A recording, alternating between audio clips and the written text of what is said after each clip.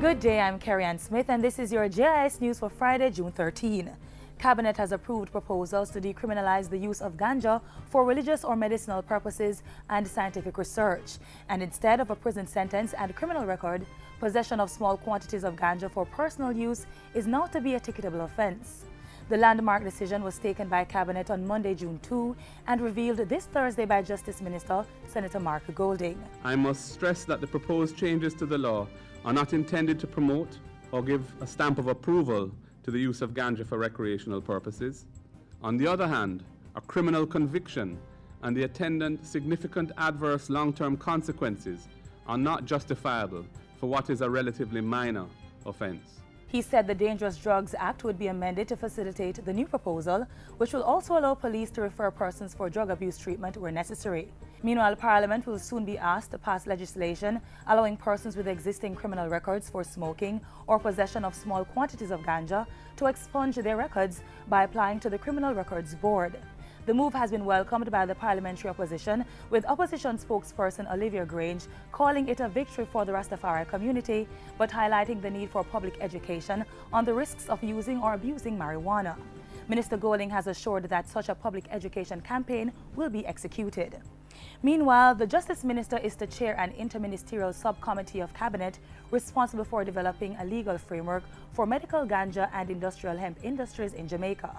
Minister Golding says the objective is to secure the economic and medical benefits of ganja while minimizing the risk of abuse. A robust regulatory framework can provide the platform for the development of a formalized and tax-paying medical ganja and industrial hemp industry from which Jamaica stands to derive significant economic benefits. A portion of the expected licensing revenues from these industries will fund the public education program discouraging ganja use by minors and other vulnerable persons. It will also fund research into the medicinal and other scientific and industrial uses of ganja. In other news, Jamaica is among 6 Caribbean countries set to benefit from the technology-driven EPIC Caribbean Mobile Innovation Project. It aims to strengthen and encourage mobile innovation. The project will strengthen government's ability to provide an enabling environment for business opportunities and the nurturing of new ideas in the technology sector. Under the project, each country will set up what is called M-Hub or mobile hubs. These are business incubator facilities that target the mobile app developer. They identify talented entrepreneurs with high growth potential ideas and recruit them for incubation.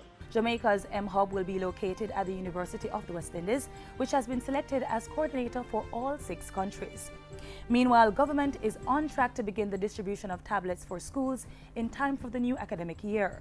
Technology State Minister Julian Robinson says the first 38 schools identified will begin getting the 25,000 tablets in August. We have identified the applications to be used on the tablets. We have negotiated with the publishers to load the tablets, and we have signed contracts with 4 service providers for the provision of the tablets. We have trained teachers in basic ICT skills. We have customized training for teachers on how to utilize the tablets. We have developed a tablets in school manual. We have sensitized the schools and the parents about the use and the care of the tablets, and we have launched a public education and awareness campaign. The distribution includes computers and multimedia devices such as interactive whiteboards and projectors, scanners and printers. It also involves the installation of Wi-Fi at all 38 institutions. As part of plans to cut down on incidents of fraud committed against registered landowners, the National Land Agency (NLA) has launched an online platform called Property Watch Jamaica. Minister of Water, Land, Environment and Climate Change, Robert Pickersgill, says the platform is a vital tool. Property Watch is an online subscription service that sends automatic notifications by way of email to registered proprietors when a transaction is lodged against a certificate of title. Once the notification has been sent to the subscriber, he or she will be given 24 hours to alert the NLA if the transaction is not valid.